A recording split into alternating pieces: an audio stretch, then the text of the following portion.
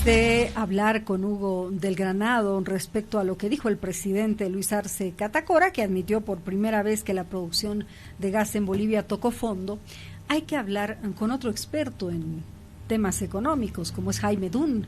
Jaime, bienvenido, qué gusto. Casimira, buenas tardes, el gusto es mío, un placer estar en tu programa como siempre. Gracias, Jaime. A ver, claro, uno dice, se tocó fondo en el tema gasífero, es algo que se venía hablando hace mucho tiempo, pero cuando uno realmente se pone a pensar en la complicidad de ello, es decir, en las consecuencias que va a traer el haber tocado fondo en las reservas de gas, ¿qué va a pasar con la economía en Bolivia? Es decir, ¿cuánto va a disminuir esto para el país? ¿Por qué? Le vendíamos gas a la Argentina, a Brasil, ahora la Argentina ya ha puesto una fecha hasta el 2024, hay creo que es junio, 30 de junio, si no me equivoco, es el último día. Pero, ¿qué va a pasar con la economía de Bolivia? ¿Realmente es para preocuparse? ¿O podemos decir, no, tranquilos, viene el litio? Bueno, Casimira, no quiero sonar muy pesimista, pero ojalá hubiésemos tocado fondo. Lo que pasa es que todavía hay mucho más por caer. ¿A qué me refiero? Evidentemente, cuando sube lo que se llama la renta petrolera del país, es decir, lo que el país recibe por la exportación de hidrocarburos, que sobrepasó los 5.000 millones de dólares en su momento, en los últimos años está alrededor de entre 2.200 a 2.800 millones. Es decir, todavía estamos evidentemente en un nivel bajo, pero todavía está entrando algo. El problema es que debajo de 2.800 hay 2.000, hay 1.500, hay 500 y hay cero. O sea que en realidad no hemos tocado fondo todavía.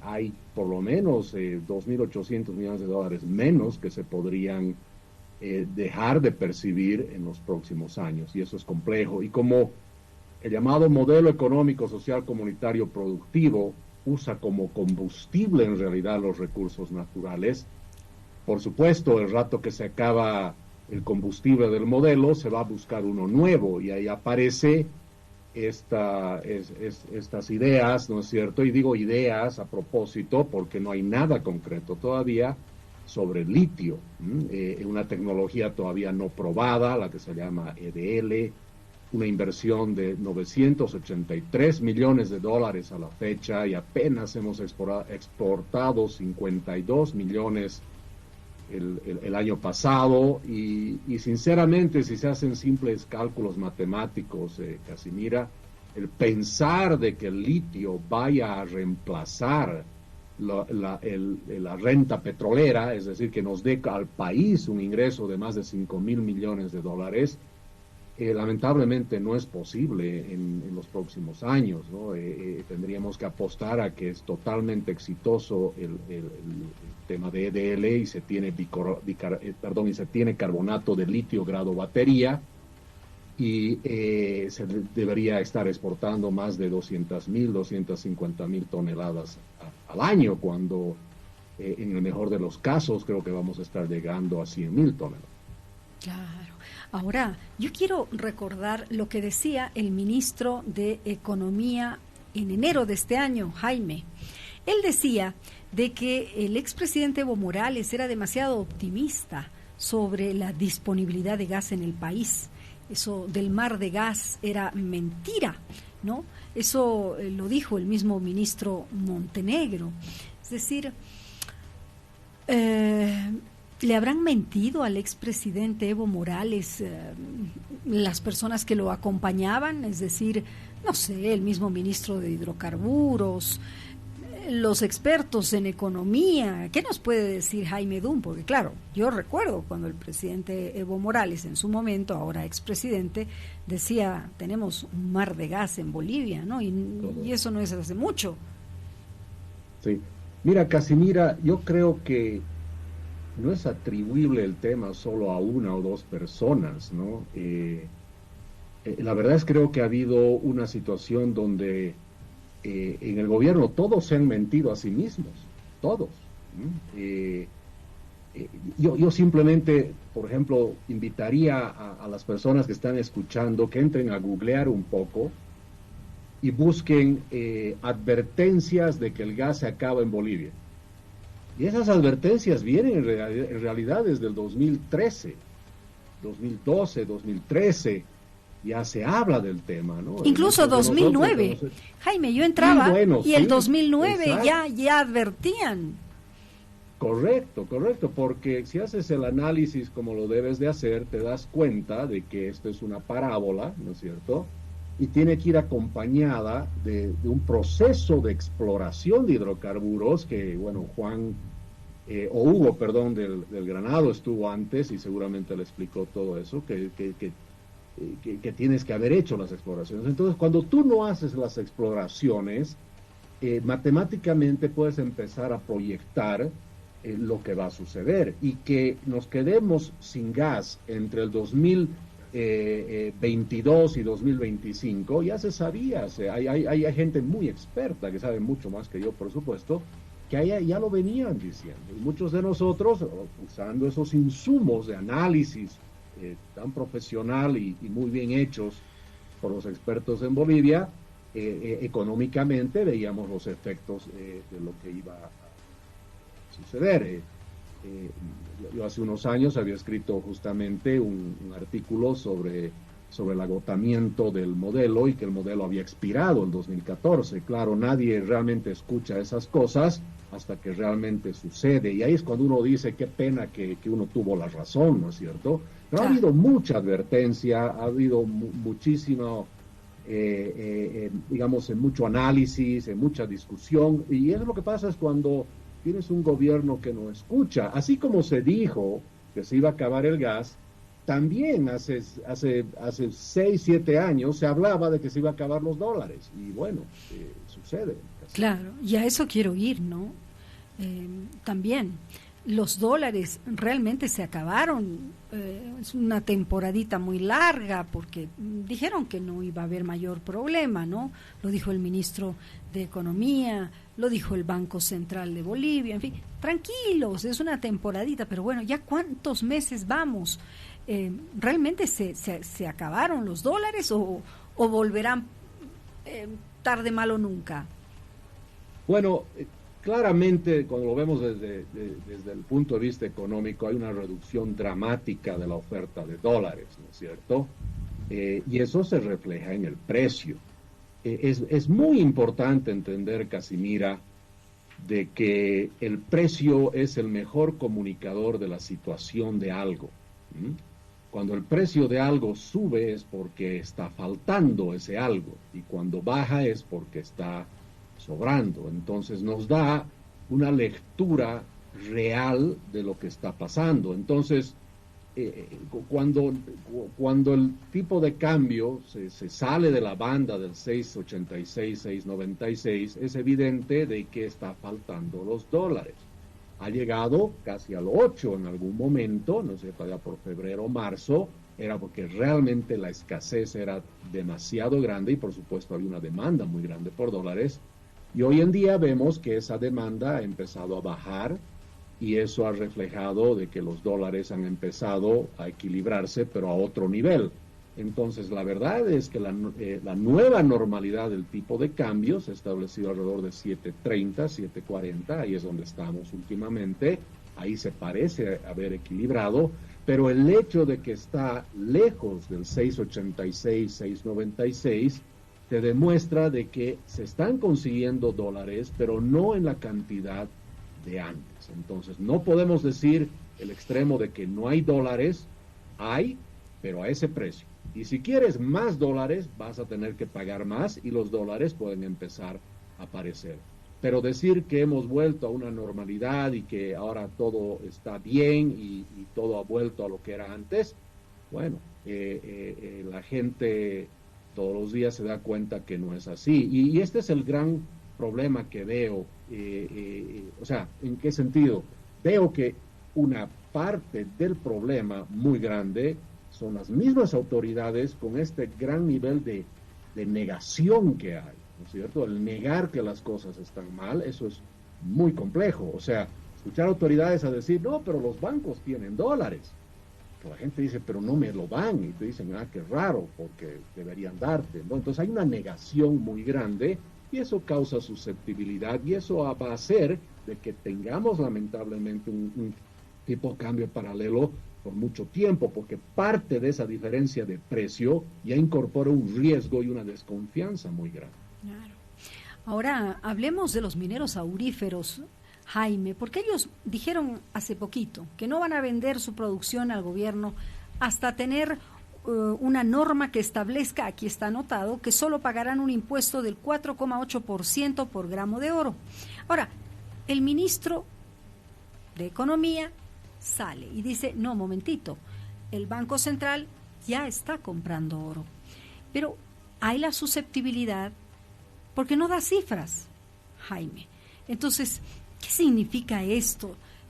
Estamos hablando de un mineral muy, muy requerido y estamos viendo las barbaridades que se están haciendo en nuestro país sin respetar las normas de medioambientales, etcétera, etcétera. Pero, a ver, ¿por qué no dan la información completa? Se pregunta la gente también, ¿no?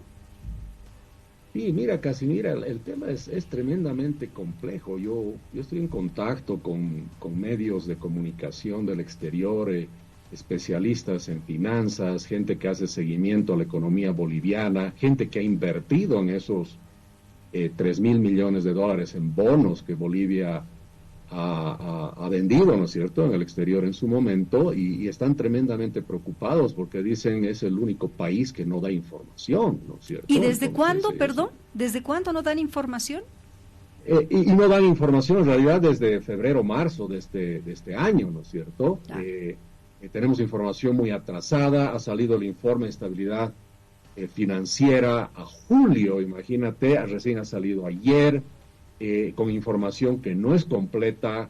Uno entra a la página web del Banco Central y no está la información, no se sabe cuántos son realmente las reservas en este momento, como era antes. Antes se sabía cada semana tenías información, ahora no se tiene. Entonces, evidentemente eso causa muchísima susceptibilidad, y la susceptibilidad se transforma rápidamente, obviamente, en especulación también, porque especular es simplemente tomar decisiones sin información correcta, ¿no es cierto? Entonces, sin información que está disponible al público, entonces uno especula. Entonces eso genera también especulación. Por ejemplo, decir que el Banco Central ha comprado oro, bueno, creo que todos podríamos aplaudir esa medida de alguna manera, pero como no sabemos si es verdad, pues no entendemos qué pasa. Al final de cuentas, se supone que el Banco Central es independiente, y el ministro ni siquiera debería saber eso, ¿no es cierto? El Banco Central debería informar de la misma manera que nos informa a todos, si realmente fuese independiente. Entonces, claramente no lo es. Entonces, el ministro puede tener más información que el resto de la gente, y todos estamos caminando, digamos, dando vueltas sin saber qué sucede. Y por el otro lado, volviendo a tu pregunta, cuando los mineros exigen que todavía hay un reglamento, una norma que no está aprobada, suena demasiado, no es muy claro de cómo pueden haber comprado oro si los mismos cooperativistas dicen que no está nada listo para empezar a vender oro, ¿no es cierto? Claro. Ahora, Jaime, si hay información de cuánto ha crecido la economía en Bolivia en el primer trimestre del año, de enero a marzo, que entiendo ha crecido 2,28%, ¿se puede hacer algún cálculo hasta la fecha? Lo que pasa es que el Producto Interno Bruto viene básicamente sumándole todo el consumo, la inversión, el gasto, cuando se ve por el lado del gasto, y las exportaciones, las importaciones, todo lo que es demanda interna y demanda externa. No hay manera de poder a raíz de simplemente ver esa cifra y sus componentes, saber cuántos son las reservas.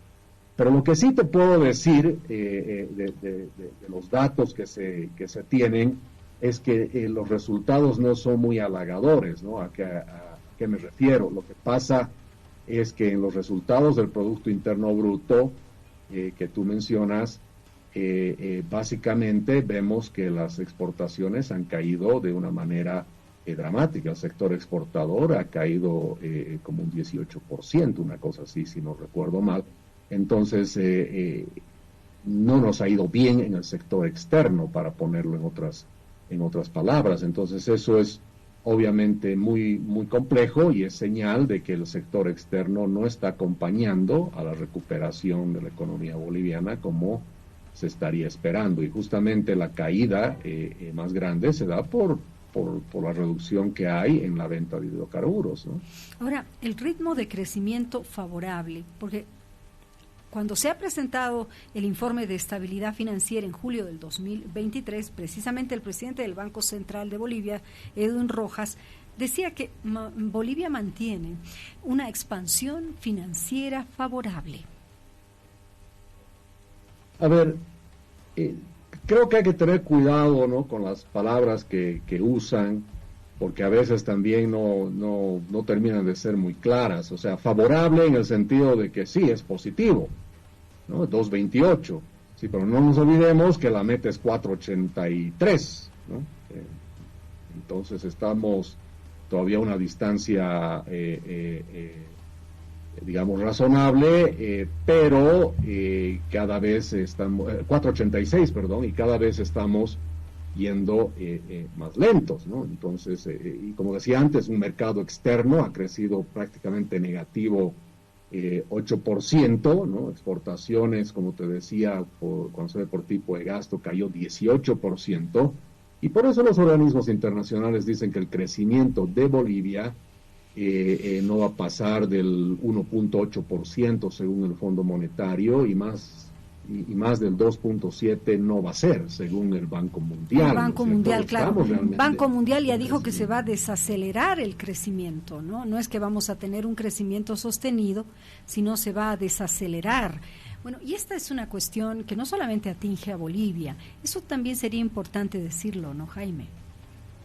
Y bueno, sí, depende obviamente dónde estás, pero sí el crecimiento a nivel mundial está reducido, ¿no? Justamente por toda la situación que tenemos, porque las condiciones en el extranjero no están muy bien. Por ejemplo, China, que empieza a frenar su crecimiento, está afectando a muchos países. Al final de cuentas, como un 30 y algo % del comercio internacional lo tiene China, y obviamente eso nos va a afectar a nosotros también, digamos, con una baja en el precio de los commodities, ¿no? Entonces es una situación compleja.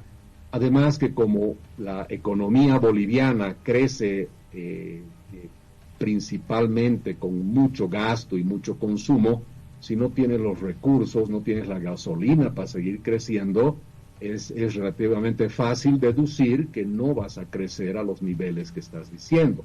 Por ejemplo, para llegar a ese 4.86, el gobierno tiene que prácticamente en inversión pública llegar a un poquito más de 4.000 millones de dólares, que es lo presupuestado, pero en el mejor de los casos vamos a sobrepasar apenas los 2.000 millones, o sea, no vamos a llegar ni a la mitad, ¿no es cierto? Igual que el año pasado, digamos, el año pasado, ¿no? Que hemos llegado a unos 2.600 más o menos.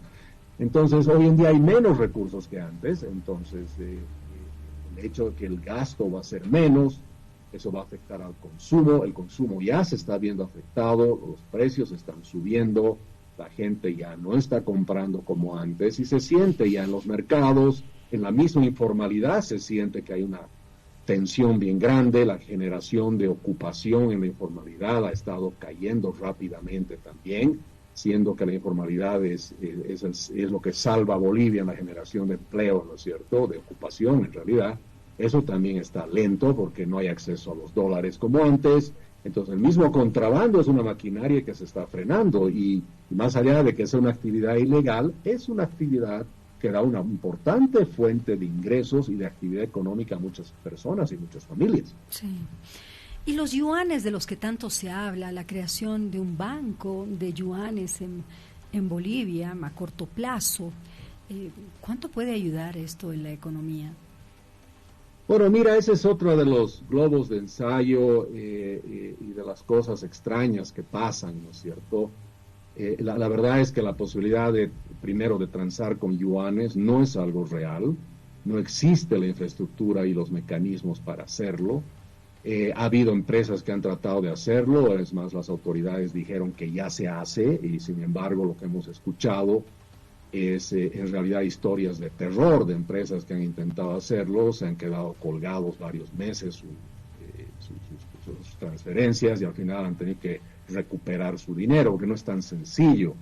Hay un tema de infraestructura, de transaccional muy compleja.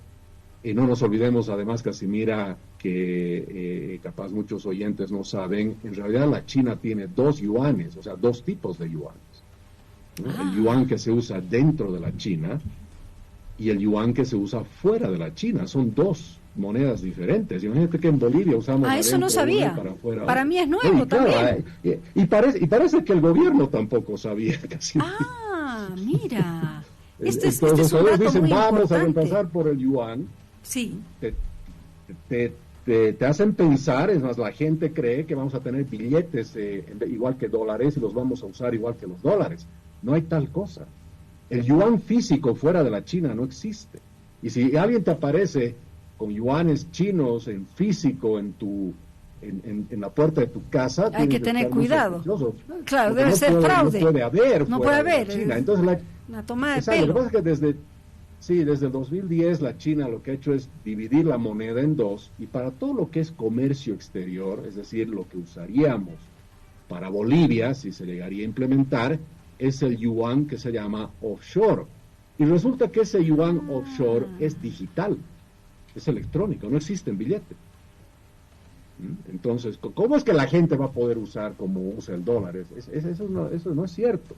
Entonces, esas transferencias se hacen solo entre bancos y tú puedes abrir tu cuenta en yuan, digamos, pero va a ser electrónico y nunca vas a poder sacar un solo billete de ahí, ¿no? Y solo se va a poder usar para hacer transferencias electrónicas. Pero el tema es que como no existe tampoco la infraestructura con la banca boliviana y la corresponsalía internacional para atender a Bolivia, porque solo hay 5 centros en el mundo que pueden hacer estas compensaciones de yuan con dólares, que es básicamente Singapur, Londres, Nueva York, Taiwán y Frankfurt, nada más, ¿no? Entonces, mientras que dólares es cualquier parte del mundo. Entonces, todas esas complejidades hacen que sea tremendamente difícil hacer esas transacciones. Entonces, la única manera que podrías hacerlo es haciendo un swap entre Banco Central.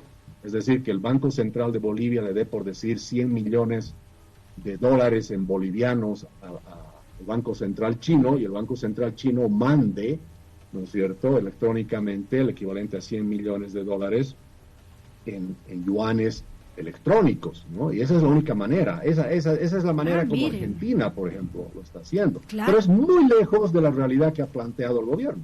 Claro. Mira, qué importante dato. Para finalizar, ¿a qué atribuye Jaime Dunn que el presidente Luis Arce Catacora finalmente hubiese dicho que se tocó fondo con el gas? ¿Será que ya la Argentina le puso una fecha, como es el 30 de junio del 2024, como el último día en el que el gas de Bolivia va a cruzar la frontera?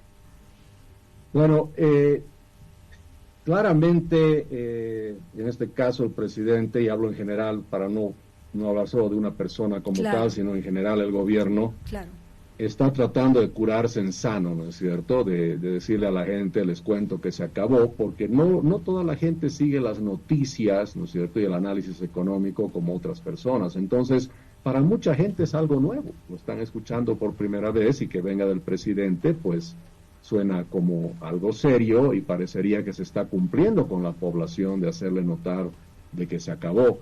Pero en realidad lo más sincero es decir, sabemos desde el 2009 que se iba a acabar, y llegó la fecha, señores, y no estamos preparados para esto. Porque en realidad, si hubiéramos hecho las cosas bien, Casimira, no se debería acabar. No se debería acabar. Si hubiéramos hecho toda la exploración que se debería haber hecho al ritmo de cerca de 500, 1.000 millones de dólares al año, que como se hacía en su momento, no se debería haber acabado. Claro, por no muchísimos años no más, estaríamos en ¿no? estas circunstancias, ¿no? No estaríamos en estas circunstancias. Entonces, esa es la verdad. Entonces, otra vez, la pregunta, yo como siempre digo, no es ¿se acabó o no se acabó? No, la pregunta es ¿por qué se acabó? Claro. Y si no respondemos eso con sinceridad y honestidad, nunca le vamos a encontrar una solución al problema. Eso es verdad. Y la respuesta de por qué se acabó nos la dio Jaime Dunn. Como siempre, ha sido un gusto, Jaime, un placer, de verdad. Casimira, muchas gracias a ti. Hasta una próxima Buenas oportunidad. Buenas tardes. Buenas tardes.